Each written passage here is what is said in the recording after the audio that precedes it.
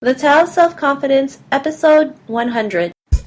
Welcome to the Tao of Self-Confidence, where I share stories of courageous women finding their inner journey to self-confidence 5 days a week. Want to learn how you can change your inner beliefs and attitudes? Download a free copy of the ebook by visiting thetaoofselfconfidence.com. Well, hello friend. Welcome to the Tao of Self-Confidence, where I share stories of amazing women who have discovered their inner journey to self-confidence. I'm your host today, Sheena Yap Chan, and today I have a special lady on today. She is a spiritual and business mentor to entrepreneurs, and she's here today to share her story on self-confidence, so I'm pretty excited to have her on. And, without further ado, I'm going to introduce you to Asha Ramakrishna. Hi. Hi, Asha. How are you doing? Maybe you can fill in a little bit more about yourself to the listeners. Oh, sure. So I'm trained as a molecular biologist, and I spent over a decade in business development and sales in the biotech industry. And simultaneous to that, I was just really curious on just spirituality in general and was merging it in my life. And then it just kind of hit me that, oh my gosh, it's time for me to really bring those two worlds together.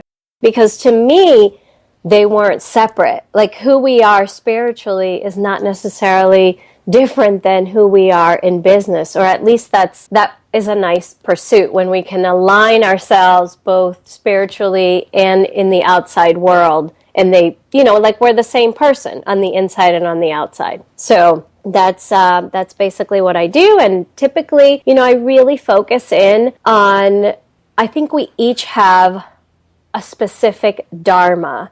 Dharma is a Sanskrit word that means one's life purpose, one's truth. And we each have something very specific that we come here. And we have choice about what we choose to activate. And I think all of us have this unique thing. And what ends up happening is that we get so distracted with what's happening in life and what, people are asking of us.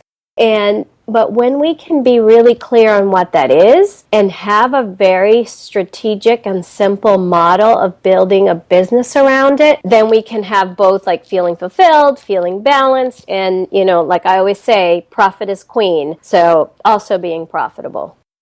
Awesome. Well, thanks for sharing that. And I like how you put, spirituality and business together because, I've seen a lot of successful people, and one thing that they're really big on is spirituality, whether it's they believe in God or they believe in a higher being.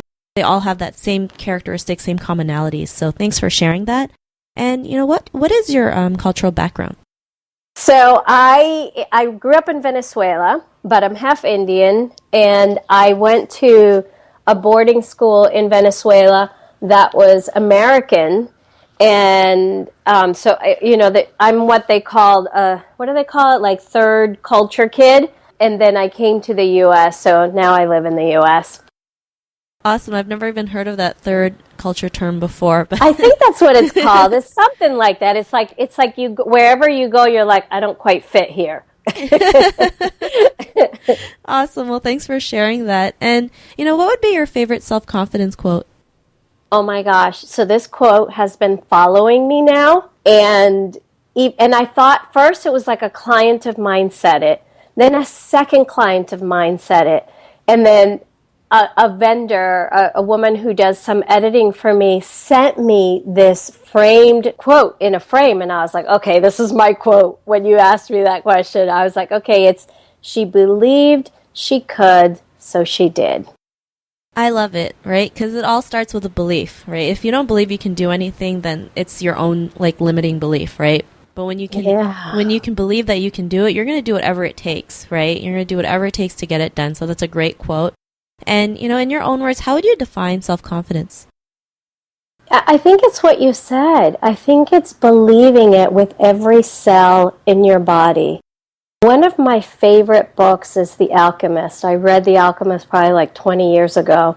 And one of the things that Paulo Coelho says in this book is that when you know what you want, the universe conspires to meet you with that desire. And it's that trust that this is going to happen, or something magnificent is going to arise because you're putting your energy into it. I love it, and thanks for that great definition. And I believe that too. You know, when you want something and you attract the right things, the universe will, like you said, conspire to have, you know, everything come to you. And you just got to go out and get it sometimes, right? So, And even if it doesn't look the way you thought, you know, you first put it together. It's like when you like build a plan for a house, but then like the soil doesn't quite, it's not quite right for that kind of house, and you have to pivot. I mean, same goes with business, right? It's like you have to like be willing to pivot and be willing to change and be flexible with what you're handed and make something incredible out of it, because our minds, you know, we only use a fraction of our minds, right? So we cannot possibly comprehend the magnificence of what we're capable of. But life can, but the universe can, but our soul can. And so we're handed these opportunities, and we can either be like so stubborn and say, nope, that's not the way I wanted it to look, so I'm not going to follow that. Or we can be open and flexible and say, you know what? Something about that makes me really curious. Something about that makes me want to pursue it. It's not exactly what I thought it was going to be, but let me just try it. You have to be willing to do that. I mean, at least you deserve to be willing to do that. I totally agree with that, because you never know. What if that route that the universe is showing you could give you better results than what you intended, right? So totally. Yeah, thanks for sharing that. And, you know, what was your life like before your discovery of self-confidence? You know, I was a very quiet person. Beyond being quiet, I think that I hid a lot. I watch my kids now who are just so courageous. Like, they try out for teams, they try out for plays. I mean, they're in plays. Like, they are like a main character in plays, and I think I would have never done that because I was just so afraid of being seen. You know what? I think, as, you know, maybe, I don't know, in Asian culture it's the same thing. Like, we're so afraid to be seen because we've been told to, like, not do anything. Just, you know, just do what you're told and never make a scene, right? And that can really hurt somebody, right? Because then when we grow up, it's like, you know, we're so afraid to try out these things, right? We're so afraid to have our voice out. We're so afraid to, like, even like post something on Facebook, right? Something as simple as that. But it happens, right? I mean, I've gone through it for sure. And, you know, I'm sure, you know, you've gone through some things as well. And what was that realization in your life when you said, you know, you don't always have to be that way. You could be your own person. You can do what you want and have that voice. And you know, I would say that it's a journey. I think that finding our voice is a journey. Playing with our voice is a journey. Playing with the edges of our voice is also a journey. And testing it out, right?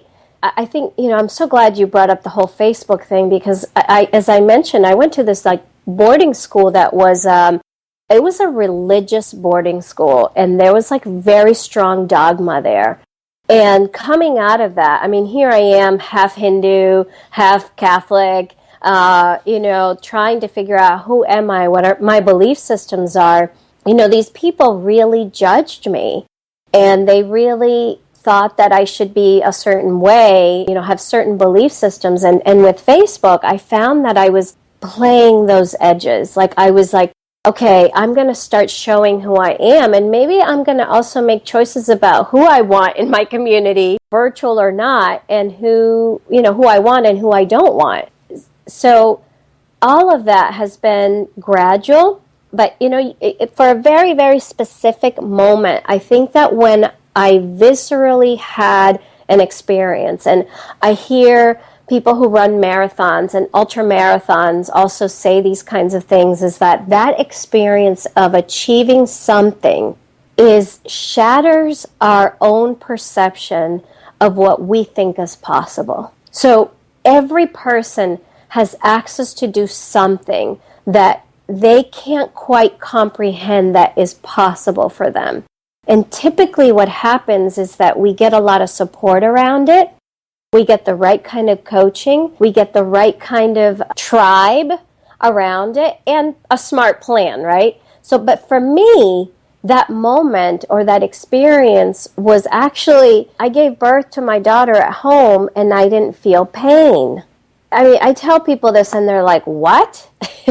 And, I have like no judgment of the kinds of birth that people have, but this was something that I had wanted and that I believed was possible. And because I believed it was possible, all these people and resources started coming towards me to help me, to prepare me to have this kind of experience. And then as I'm having the experience, sort of my mantra was really one of my favorite other books. I'm a big reader, so I'm going to share a few books. One of my favorite books is The Power of Now by Edgar Tolle. And if you haven't read that, or your readers haven't read that, absolutely, go get it. Because it transformed the way that I experienced everything. And in that birth experience, sort of my mantra and my motto was to just be in that moment, in that second, that whatever it was that I was feeling, not thinking about what it was and how long I've been feeling this way, and not how long is this going to last, but just really being with it and sensing it, not about escaping it, but sensing everything about it without going into the place of suffering, right? And, the whole marathon thing is kind of the same way. It's like these people, they think, they are just in that step that they take, one after the other. And when this birth unfolded without pain, I thought, holy cow, I can't believe that I was that woman that just did that whole thing. And I recognized that this is what manifesting is about. This is what life is about. It's about us having a vision of something and believing and being curious that this thing is possible. And then life just starts bringing you these little nuggets to prepare you for it. And then you do it. You be with what the thing that you believed was possible. And, most of us, we do something we think it's amazing, and we're like, wow, that's who I am. And that experience is what allows us to have confidence, is what allows us to say, okay, if I could do that, I can do anything. I love it, and I'm sure all the women who's listening will probably want your secret on how to have a painless birth. So I'm just warning you in advance. But, what's your life like now after that realization? Well, it is humbling to know that we have that kind of power.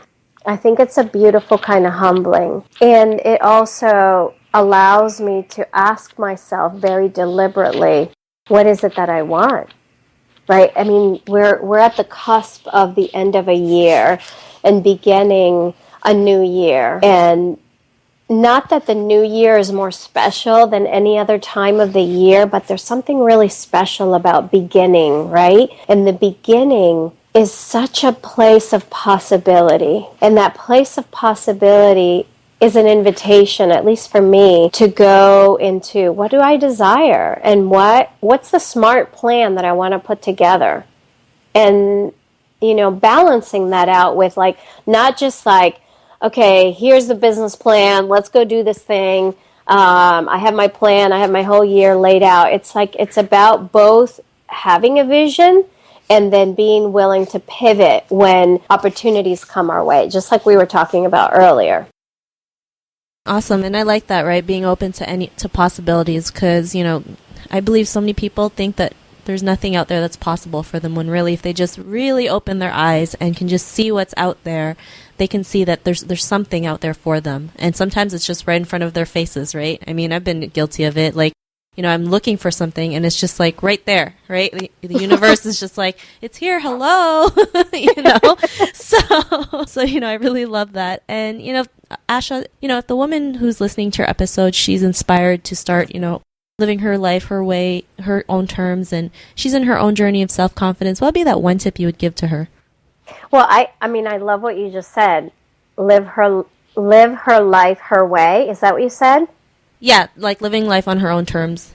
I love it. Her way. I like that you said that. Her way. I love that. I just love that, because it's it doesn't have to be doesn't have to be a blueprint. It doesn't have to be, following the steps that someone else has done. It's like your way. You get to do it your way. And I just go back to that foundation. I go back to be very intentional of what is your purpose and what you desire to be your purpose. Be curious about that. Be curious of what you're naturally good at and what moves you to want to do. Awesome. Well, thanks for sharing those tips. Those were really great. And, Asha, if our listeners want to get to know a little bit more about what you do and, your services and just want to get to know you in general, is there any social media profiles or any links we can connect with? Oh, yeah, definitely. I love Instagram. So Asha is Now is my handle on Instagram. And then on Facebook is my full name, Asha Ramakrishna, and CO. And I'm happy to share that link with you. But I do have a gift for your listeners. I have a link where this guide that helps you tune into what your purpose archetype is. And that link is ashaisnow.com/Dharma type. And that's DHARMATYPE. And I think that if they're connected to yes, I want to be really clear about what my purpose archetype is and begin that journey, or maybe if you already have a business, it doesn't matter. It's refining it even more of what is my purpose. I mean, I mentor a woman who has a $2 million business, and she's clearly in her dharma. She's clearly in her purpose. But going through this exercise and going through this process allowed her to deepen her connection to her soul and to also be a greater influence to the world beyond just, making a ton of money too. Awesome. Well, thanks for sharing all those resources and that free gift. I'm sure our listeners will love it. And if you want to connect with Asha, you can also head on over to thetaoofselfconfidence.com and search for Asha's name. Her show notes will pop up along with everything else we talked about. And I just want to thank Asha for taking time to share her story with us. So thank you so much. You are so welcome. And thank you for gifting me the Her Way. You are most welcome. And to our listeners, be on the lookout for another new episode of another amazing woman's journey to self-confidence. And we'll talk to you soon. Bye for now. Thank you for joining us on another episode of The Tao of Self-Confidence. Visit thetaoofselfconfidence.com for links to everything we chatted about today, as well as killer resources, gifts, and so much more.